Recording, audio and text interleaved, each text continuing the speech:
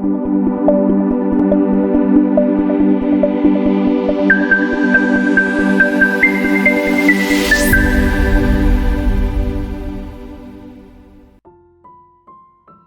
you're seeing this right now, I believe there's something in today's message that you need to hear.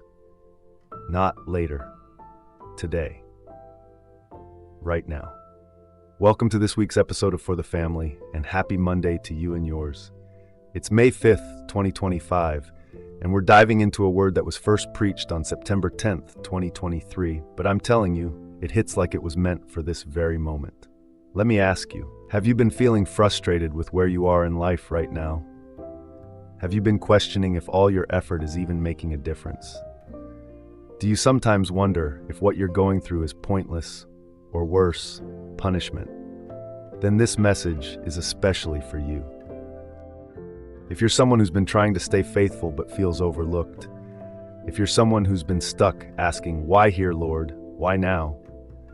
Or maybe you've been in a place that looks nothing like what God promised, don't miss this word. This message will help reset your perspective, refuel your faith, and remind you that God's hand is still on your life, even in the places that don't make sense. So lean in, open your heart. This could be the word that shifts everything. This is For the Family. You see, if you got a wrong outlook, if your perspective wrong, you'll miss the blessing God has put you in, and you calling it a curse.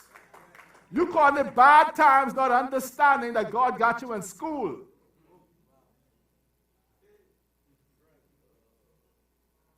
Because your perspective is wrong.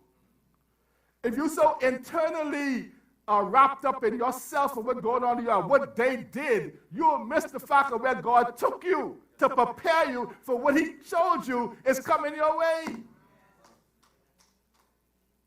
You thought there was a detour. You can see that's a detour. I mean, powerful house. This ain't look like a dream at all to me.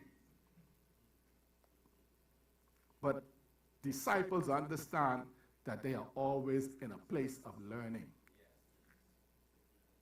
Disciples of Jesus Christ understand that they always win, because regardless of what the situation might be, regardless of what circumstance come your way, you got to recognize and understand that God in it. The Lord shows up in dark clouds sometimes. You got to understand that there's an opportunity for me right in this crisis to learn to become what it is God is calling me to be. Winners have a positive outlook. Stop complaining about your situation. Learn, prepare. For the steps and the stops of the righteous are ordered by the Lord. How the devil get in charge of your life?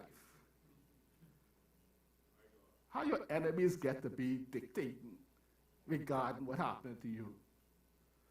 Joseph was set up, the story goes on, he was set up by Potiphar's wife and lied on, and Joseph was sent to prison. But watch this, Genesis chapter 39, verse 20. I say, winners always win. Then Joseph's master, notice it didn't say here, and I know they probably referred to Potiphar, but I think it's important to note that the Holy Spirit did not say, then Joseph's master Potiphar.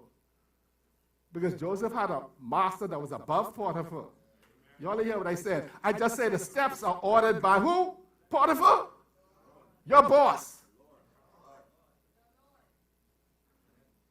Your pastor. That Joseph's master took him and put him in prison. Lord, you bring me this way? But the prison wasn't even the bad prison.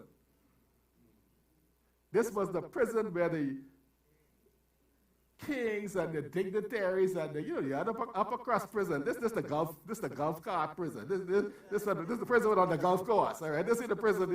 This is Fox Hill. Let's put him in the good prison. Bible says took him and put him into the prison, a place where the king's prisoners were confined. And he was there in the prison, but the Lord was with Joseph and showed him mercy and gave him favor in the sight of the keeper of the prison. Point number 2, winners perform in any place. Winners perform in any place. Now he could have gotten mad. They set me up. He could have gotten angry. Look what they did to me. I was working so hard. They did so good. They just give me that promotion in Potiphar house. I was the chief priest in the Potiphar house. Now look at this. I get thrown for prison for doing good. He could have wrapped up his words. I ain't doing a thing no more. But listen, winners perform because they winners.